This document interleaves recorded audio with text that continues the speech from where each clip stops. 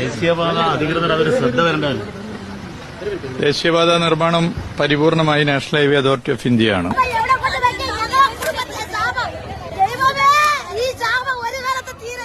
അമ്മോഷനും മരുവനും ഒരു ലേശം ഉളുപ്പുണ്ടെങ്കിലുണ്ടല്ലോ, നിങ്ങൾ പറയുന്ന വാക്കിന് വില കൊടുക്കണ്ട. എങ്കിലും ഇങ്ങനെ തക്കോ തരികിടോ എന്നും പറഞ്ഞിട്ട് ഇമ്മാതിരി വർത്താനം നിർത്തിക്കൂടെ നിങ്ങൾക്ക്? ഈ വീഡിയോ സ്കിപ്പ് അടിച്ച് പോകരുത്. അത് കമ്മികളാണെങ്കിലും വേണ്ടില്ല, കൊങ്ങികളാണെങ്കിലും മൂരികളാണെങ്കിലും വേണ്ടില്ല, സംഘികളാണെങ്കിലും വേണ്ടില്ല. ഇതൊന്ന് കേട്ട് നോക്ക്. ഇത് കണ്ടിട്ട് നിങ്ങൾക്ക് തന്നെ തോന്നുന്നുണ്ടോ ഒരു ലേശം ഉളുപ്പ് വന്മാർക്കുണ്ടോ ഇല്ല എന്നുള്ളത്? കാണും. LDF സർക്കാരിന് ദേശീയപാത വികസനത്തിൽ എന്താണ് പങ്ക് എന്ന്? ഇപ്പം നാഷണൽ ഹൈവേ അതോറിറ്റി എന്ന് പറയുന്നത് അതിൻ്റെ നിർമ്മാണ കാര്യങ്ങളൊക്കെ നിർവഹിക്കുന്നത് നാഷണൽ ഹൈവേ അതോറിറ്റി തന്നെയാണ്. തൽക്കാലം അതൊന്ന് കേരളത്തിലെ ഗവൺമെന്റ് പള്ളിക്കിടാം എന്നൊരു താല്പര്യത്തിന്റെ ഭാഗമാണ് ഈ ചോദ്യമെന്ന് മനസ്സിലായി. നമുക്കറിയാം, അതിൽ എല്ലാ നിലയിലും സംസ്ഥാന സർക്കാർ നടത്തിയ ഇടപെടലുകൾ. കേരളത്തിന്റെ മുഖ്യമന്ത്രി സംസ്ഥാനത്തെ വിവിധ വകുപ്പുകളെ ഏകോപിപ്പിച്ചുകൊണ്ട് യോഗങ്ങൾ ഇടയ്ക്കിടെ നടത്തി. എല്ലാ നിലയിലും മാതൃകാപരമാണെന്ന് എത്ര പേർ സൂചിപ്പിച്ചു. പക്ഷെ വഴിയില്ല. കാരണം പറയട്ടെ അതിനൊരു വഴിയുമില്ല. കാരണം എല്ലാ കാര്യങ്ങളും നിർവഹിക്കുന്നത് അവരാണ്. അതിനവർക്ക് കൃത്യമായ സംവിധാനങ്ങളുമുണ്ട്. ആ സംവിധാനത്തിൽ ചില പാളിച്ചകൾ പറ്റുന്നു എന്നുള്ളതാണ് നമ്മുടെ നാടിന്റെ അനുഭവമായി വന്നിട്ടുള്ളത്. അതാണ് ചൂണ്ടിക്കാണിക്കുന്നത്. നൂറ്റാണ്ടുകളുടെ പാരമ്പര്യമുള്ള ഹിന്ദു പത്രം എഴുതി NH-66 പ്രവൃത്തി കർണാടകയിൽ ഒച്ചിന്റെ വേഗത്തിലാണ്. എന്നാൽ കേരളത്തിൽ അതിവേഗം നടക്കുന്നു. കാരണം മുഖ്യമന്ത്രിയുടെ നേതൃത്വത്തിൽ സംസ്ഥാന സർക്കാരിന്റെ മാതൃകാപരമായ ഏകോപന നിശ്ചയദാർഢ്യത്തോടുകൂടിയുള്ള ഇടപെടലാണ് എന്ന് ചൂണ്ടിക്കാട്ടി. ഇതൊക്കെ ജനങ്ങളെ ബാധിക്കുന്ന വിഷയമാണ്. കാരണം അതിലൂടെ പോകുന്നത് നമ്മുടെ കേരളത്തിലുള്ളവരാണ്. അപ്പൊ അതുകൂടി നമ്മൾ കൂടി പരിഗണിക്കേണ്ടതല്ലേ ഈ കാര്യം? നമുക്കൊന്നും ചെയ്യാൻ കഴിയില്ല അതിനകത്ത്. നമുക്കെന്താ ചെയ്യാൻ കഴിയുക? നിങ്ങൾ വർക്ക് നടത്തണ്ടെന്ന് പറയും. അല്ല, അതിന്റെ സാധാരണഗതിയിൽ ഒരു റോഡ് നിർമ്മിക്കുമ്പോൾ ആ റോഡ് നിർമ്മിക്കുന്നതിന്റെ ഡിസൈൻ തൊട്ട് തുടങ്ങുന്ന കാര്യങ്ങൾ, അതിന്റെ കാര്യങ്ങളെല്ലാം നിർവഹിക്കേണ്ടത് നാഷണൽ ഹൈവേ അതോറിറ്റിയാണ്. അവരത് കൃത്യമായി നിർവഹിക്കേണ്ടവരാണ്. അതിനകത്ത് നമ്മുടെ നാട്ടിലെ പൊതുമരാമത്ത് വകുപ്പിന് പ്രത്യേകിച്ചൊന്നും ചെയ്യാൻ കഴിയില്ല. NHAI പറഞ്ഞു, സംസ്ഥാന സർക്കാരിൽ നടത്തുന്ന ഇടപെടൽ ഒരു ടീം വർക്ക്, അത് മറ്റൊരു സംസ്ഥാനത്തും കാണാൻ പറ്റാത്തതാണ്. കേന്ദ്രമന്ത്രി ശ്രീ നിതിൻ ഗഡ്കരി ഇതേ നിലപാട് നിരവധി തവണ പറഞ്ഞു. മുഖ്യമന്ത്രിയുടെ അവലോകന യോഗങ്ങൾ പല പ്രശ്നങ്ങൾ പരിഹരിക്കുന്നത് സഹായകരമായി മാറി. NHAI തന്നെ ഇത് പരസ്യമായി പല ഘട്ടത്തിലും പറഞ്ഞിട്ടുണ്ട്. ഫീൽഡ് വിസിറ്റ് സംസ്ഥാനത്തെ ഇതുമായി ബന്ധപ്പെട്ട വിഷയങ്ങൾ ഉൾപ്പെടെ ചർച്ച ചെയ്യുന്നതിന് നാഷണൽ ഹൈവേ അതോറിറ്റിയോടൊപ്പം നിരവധി തവണ പൊതുമരാമത്ത് വകുപ്പ് നടത്തിയിട്ടുണ്ട്. നിരവധി തവണ അങ്ങനെ പല യോഗങ്ങൾ നടക്കുമല്ലോ സ്വാഭാവികമായിട്ട്. അത് നമ്മുടെ നാടിന്റെ വികസനവുമായി ബന്ധപ്പെട്ടൊരു കാര്യമാണ്. ആ വികസനവുമായി ബന്ധപ്പെട്ട കാര്യം ത്വരിതപ്പെടുത്തുന്നതിനാവശ്യമായ സഹായം അവരുടെ അഭ്യർത്ഥിക്കുകയാണ്. അതിന്റെ ഭാഗമായി നടത്തുന്നതാണത്. ഇപ്പോൾ 4 ദിവസം മുൻപ് ഇവിടുത്തെ ഈ കേരളത്തിലെ അവരുടെ നാഷണൽ ഹൈവേയുടെ റീജിയണൽ ഓഫീസറുണ്ട്. അദ്ദേഹവുമായിട്ട് ഞാൻ സംസാരിച്ചില്ലല്ലോ. ആ സംസാരിക്കുന്നത് അവരുടെ മറ്റു നടപടികൾ ഇടപെടലല്ല. അവിടെ അതാത് പ്രദേശത്തെ ജനപ്രതിനിധികൾ, സാമൂഹിക പ്രവർത്തകർ, രാഷ്ട്രീയ നേതാക്കന്മാർ ഒക്കെ വന്ന് പല വിഷയങ്ങളും ചർച്ച ചെയ്തു. ഇതൊക്കെ നമുക്കറിയുന്ന കാര്യമാണ്. എന്നിട്ടും സംസ്ഥാന സർക്കാരിന് ഇതിലെന്താണ് റോൾ എന്നാണ് ചിലർ ചോദിക്കുന്നത്.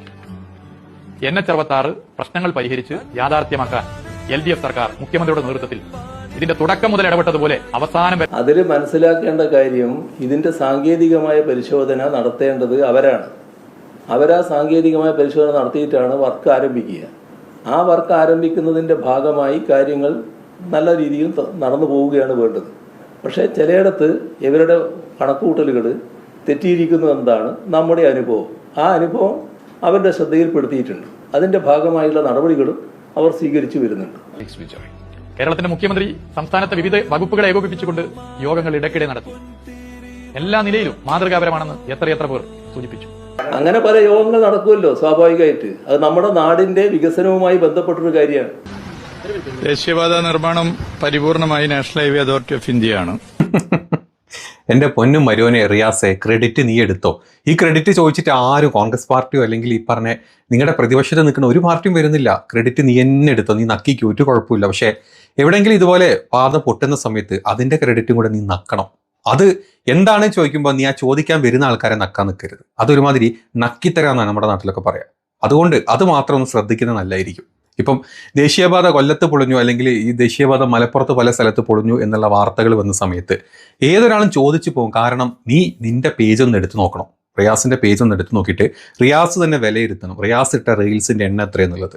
അല്ലെങ്കിൽ റിയാസ് ഈ ദേശീയപാതയുടെ കംപ്ലീറ്റ് ക്രെഡിറ്റും അങ്ങ് എടുത്ത് പൊൻതൂവൽ തലയിൽ വെച്ചിട്ട് ഈ ദേശീയപാതയുടെ ഒരു അറ്റം മുതൽ മറ്റേ അറ്റം വരെ നിന്റെ അമ്മോഷന്റെയും ഫോട്ടോ തിരിച്ചും മറച്ചും ഫ്ലെക്സ് വെച്ചിട്ട് അത് കണ്ട് ഉന്മാദിച്ച് അല്ലെങ്കിൽ ഉന്മാദിക്കുന്ന ഒരു കൂട്ടം കൂട്ടക്കാരുണ്ട് നിങ്ങൾക്ക്, അല്ലെങ്കിൽ അന്തം കമ്മികൾ എന്ന് പറയും. ആ കൂട്ടത്തിൽപ്പെട്ട നീയും നിന്റെ അമ്മോഷനും നിന്റെ സകല വാനര കിങ്കരങ്ങളും ഇത് കണ്ടിട്ട് കൈയടിച്ചിട്ട് അല്ലെങ്കിൽ ഇത് പറഞ്ഞ വീഡിയോസിൻ്റെയും റീൽസിൻ്റെയും താഴെ വന്നിട്ട് നിന്നെ റീൽസോളി എന്ന് വിളിച്ചപ്പം നീ ഇനിയും റീൽസ് ഇടും എന്നാണ് പറഞ്ഞിരുന്നത്. അപ്പോൾ നീ റീൽസ് ഇട്ടോ, നീ റീൽസ് ഇടുന്നതിന് ഒരു കുഴപ്പമില്ല. പക്ഷേ ഇതുപോലെ പൊളിയുന്ന സമയത്തും കൂടെ നീ അതിൻ്റെ ഏരിയൽ വ്യൂ എടുത്തിട്ട് റീൽസ് ഒന്ന് ഇട്ടാൽ നല്ലതായിരിക്കും. ആ ഒരു ക്രെഡിറ്റും കൂടെ നീ നക്കി അങ്ങ് എടുത്തേക്കണം. അതല്ലാണ്ട് അത് വരുന്ന സമയത്ത് അതെല്ലാം കൂടെ നിതിൻ ഗഡ്കരിൻ്റെ തലയിലേക്ക് കെട്ടിവെക്കാം. അതല്ലാണ്ട് നല്ല പൊളിയാത്ത സ്ഥലങ്ങൾ കംപ്ലീറ്റ് ഞങ്ങൾ വിലയിരുത്തിയതുകൊണ്ട്, എൻ്റെ മുഖ്യമന്ത്രി, എൻ്റെ അമ്മോഷൻ, എൻ്റെ ഭാര്യയുടെ അച്ഛൻ വിലയിരുത്തിയത് കൊണ്ട്, അല്ലെങ്കിൽ ഞങ്ങളുടെ പാർട്ടിയുടെ നേതാക്കൾ വിലയിരുത്തിയത് കൊണ്ട് മാത്രം മെച്ചപ്പെട്ടൊന്നും പൊളിഞ്ഞു വരുന്ന സ്ഥലത്ത് അത് ഞങ്ങൾക്കറിയില്ല. അത് നമ്മുടെ കേരള സംസ്ഥാനത്തിലെ എല്ലാ ഈ പറഞ്ഞ മലപ്പുറത്ത് പൊളിഞ്ഞ സ്ഥലം അല്ലെങ്കിൽ കൊല്ലത്ത് പൊളിഞ്ഞ സ്ഥലം അത് കേരള സംസ്ഥാനത്ത് പോലും അല്ല, അത് ഏതോ ഉത്തരേന്ത്യയിലെ നിതിൻ ഗഡ്കരിയുടെ സ്ഥലത്താണെന്നുള്ള രീതിയിലുള്ള ഇമാതിരി വേട്ടാവളിത്തരങ്ങൾ കാണിക്കാണ്ടിരിക്കും. അത് നീയും കാണിച്ചിട്ടുണ്ട്. അല്ലെങ്കിൽ നമ്മുടെ കേരള മുഖ്യമന്ത്രിയായിട്ടുള്ള പിണറായി വിജയനും അത് നല്ല പച്ചക്ക് ഇന്നലെ കാണിച്ചിട്ടുണ്ട്. ഈ സ്ഥലത്ത് കൂടെ ഈ യാത്ര ചെയ്യുന്ന സമയത്ത്, ആളുകൾ പോകുന്ന സമയത്ത് എവിടെ പൊളി എന്ത് പൊളി നമുക്ക് ഒരു ഐഡിയ ഇല്ല. അപ്പം ക്രെഡിറ്റ് എടുക്കുന്നതിൻ്റെ കൂടെ പൊളിച്ചലിൻ്റെ ക്രെഡിറ്റും കൂടെ നീ അങ്ങ് എടുക്കണം. നീ ഇന്നലെ കണ്ട വീഡിയോസൊക്കെ നിങ്ങൾ എത്ര പേര് കണ്ടെന്നല്ല, വണ്ടി പോകുന്നതിൻ്റെ ഇടക്കാണ് ഇമാതിരി പരിപാടികൾ വരുന്നത്. ഇത്രയും ഹൈറ്റിൽ ആ റോഡ് കെട്ടിപ്പൊക്കി ആ സമയത്ത് ആ വിള്ളൽ വരുന്ന സമയത്ത് അതിലൂടെ സ്കൂൾ ബസ് പോകുന്നുണ്ട്, അല്ലാണ്ട് ആളുകൾ പോകുന്നുണ്ട്, ബസ്സുകളും ബൈക്കുകളും കാറുകളും എല്ലാം പോകുന്ന സമയത്ത് അതെല്ലാം കൂടി ഇടിഞ്ഞു പൊളിഞ്ഞ് തലയിലോട്ട് വീണ് ഈ മണ്ണിൻ്റെ അടിയിൽ പെട്ടിരുന്നെങ്കിൽ പോലും നിങ്ങൾക്ക് അങ്ങോട്ട് എത്തിപ്പെടാൻ പോലും പറ്റാത്ത അവസ്ഥയിൽ അവിടെ കിടന്ന ആളുകൾ മരിച്ചേനെ. പണ്ട് ഒരു കേരള അല്ലെങ്കിൽ സംസ്ഥാന സർക്കാരിൻ്റെ ഒരു മെഡിക്കൽ കോളേജിൻ്റെ ഒരു നില ഇടിഞ്ഞു പൊളിഞ്ഞ് വീണപ്പം നിങ്ങളുടെ മന്ത്രിമാർ ഓടിയെത്തി അതിൻ്റെ അകത്ത് ഒരു പുലിക്കുഞ്ഞു പോലും അല്ലെങ്കിൽ ഒരു പൂച്ചക്കുഞ്ഞു പോലും ഇല്ല എന്ന് പറഞ്ഞിട്ട് അതിൻ്റെ അടിയിൽ മണ്ണിൽ മരിച്ച അല്ലെങ്കിൽ ശ്വാസം മുട്ടി മരിച്ച ഒരാളെ നമുക്കറിയാം അല്ലേ. അപ്പം നിങ്ങളെ കൊണ്ട് ചെയ്യാൻ പറ്റാത്ത കാര്യങ്ങൾ ചെയ്യാൻ നിൽക്കരുത്.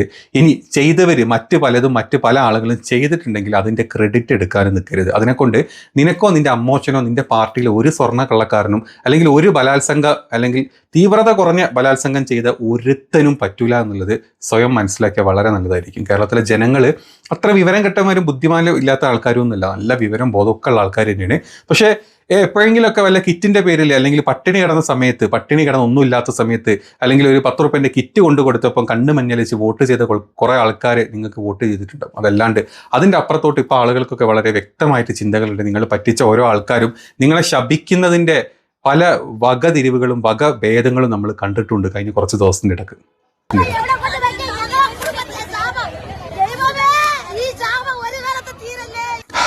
ഇത്തരത്തിൽ മുഖത്ത് നോക്കി നിനക്കൊക്കെ ശാപങ്ങൾ ഒരുപാട് വാങ്ങിച്ചു വെച്ചിട്ടുണ്ട്. അപ്പം ഇനിയെങ്കിലും ആ പറഞ്ഞ അല്ലെങ്കിൽ ഈ കിട്ടിയ ശാപത്തിൻ്റെ പ്രായശ്ചിത്തം എന്തെങ്കിലുമൊക്കെ ചെയ്യാൻ പറ്റുമെങ്കിൽ ചെയ്യുക. പിന്നെ ഇത്രയും പ്രായം അത്തിമുത്തിയായിട്ടുള്ള നിൻ്റെ അമ്മോഷനോടും കൂടെ പറഞ്ഞു കൊടുക്കുക. എപ്പോഴെങ്കിലും നമ്മളൊന്ന് തിരിഞ്ഞു നോക്കുന്നത് നല്ലതായിരിക്കും. ആ ഒരു ചിന്ത നിങ്ങൾക്ക് ഉണ്ടെങ്കിൽ നല്ലതായിരിക്കും.